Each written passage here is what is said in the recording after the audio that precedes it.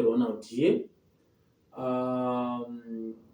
In today's video, I want to continue with the topic that I introduced yesterday. Right, the topic that I introduced on my previous video. So, if you are new, I advise you to check, to scroll down and watch my previous video so that you can understand this video. Right. So on my previous video, I introduced trial balance. So I introduced trial balance on my previous video. So today I'm continuing with the topic. Right. So today I want to do errors of a trial balance. So yesterday we discussed about the definition of a trial balance. We discussed about the importance, purpose of a trial balance. Then also we discussed about how to prepare a trial balance using the modern technique called the Peel's approach. Right. So I hope you all understood that concept. Right. So today I want to explain this concept, the last part of a trial balance, which is errors of a trial balance. Right. So when it comes to this concept, this is one of the what challenging concept in accounting, where most of learners fail. Right. So we are saying most of learners, when it comes to errors of a trial balance, be it in paper 1, be it in paper 2, most of learners, they fail this concept. So my wish is after this video, you must be able to answer any question. You must be able to answer any question about errors of a trial balance or errors in general. Right. So when it comes to trial balance, remember on my previous video I said trial balance, when you prepare a trial balance, it must balance, it must agree. In other words, the debit side and the credit side must be equal. Let's say you prepared your trial balance, then your debit side there was $100. Also credit side there must be $100. The issue now will come. The issue will be like this: if your trial balance is, let's say, debit side is 100, but credit side is 80. So it means somehow, somewhere, there is an error. Because we are saying the rule, the debit side must agree with the credit side. Because when we prepare the trial balance, we use the dual concept. For every debit item, there must be a corresponding credit item. So it means at the end, the debit side must be equal to credit side. So if you see your debit side is more than your credit side, or your credit side is more than your debit side, it means there is an error. So these errors of a trial balance are grouped into two. Number one, we have errors that do not affect the trial balance.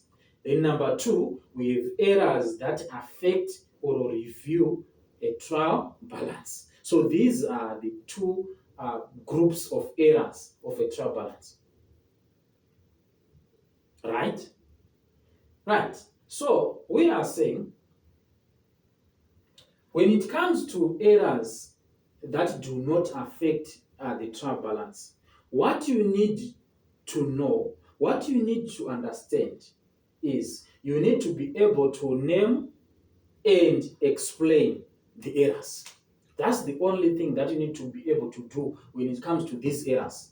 Errors that do not affect, errors that do not review the agreement of a trial balance.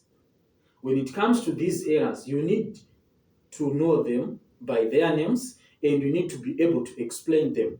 And at the same time, you need to be able to identify them from a given transactions.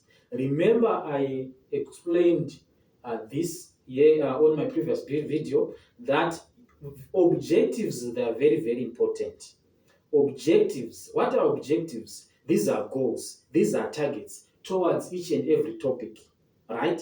You need to be able to know the objectives of each and every topic or of each and every concept. Why? Because examiners, they use objectives when they set exams.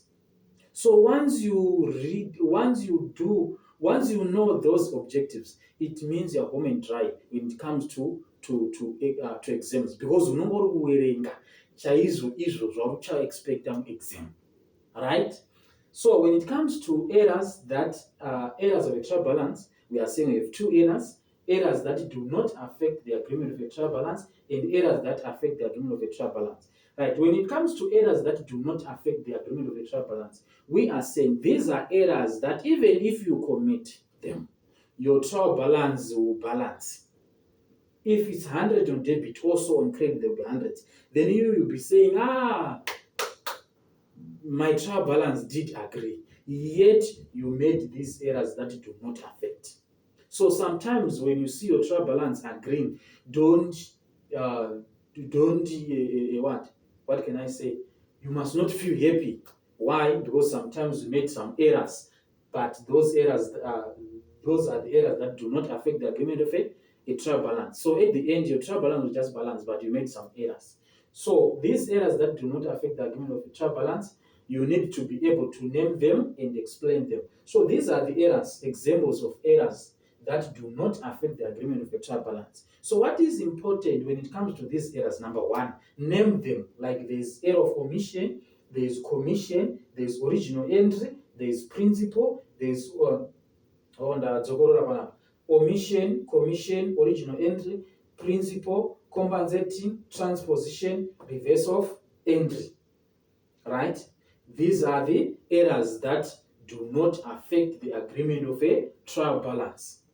So after naming them, you need to be able to explain them. What is error of omission? What is error of commission? What is error of original entry? What is error of principal? What is error of compensating, transposition, reverse of entry? Then number three, you need to be able to identify these errors from a given transaction. Those are the three major objectives, goals under this category of errors that do not affect the agreement of a trial balance. So I know most of you can name them. This is error of omission, there's error of commission, there's original entry. Izvozvo muri nyanzvi, muri shasha. But problem manje inouya kuchi-identify. You know that there's error of omission. Can you now identify the error of omission from a given transaction? Ipapo hapana chinobuda. So I want to give you some tips. I want to give you some what? Yes, some tips of how best can you identify each and every error from a given transaction. Because examiners, they are very clever. Remember the reason why it's called exam. Hazvisingori izvozvo zvedambe zvekuti ungopinda 2 minutes watopasa watoenda. That's why you see some of our learners, they fail and rewrite multiple times, right? Because exam, you need to know tricks of an exam, right? So I'm saying you need to be able to identify errors from a given transaction. How do you identify error of omission? How do you identify error of omission? Right. So when it comes to error of omission, you can identify error of omission by words like what? If you see a transaction, say that they were saying the transaction was not entered, not recorded, completely omitted. So once you see those words, just know that it's an error of omission. Not entered, not recorded, completely omitted. Chibvaziva kuti hapana imwe error, ndiyo error of omission iyoyo. Right, so let me make this video short and record another one so that this video will be short.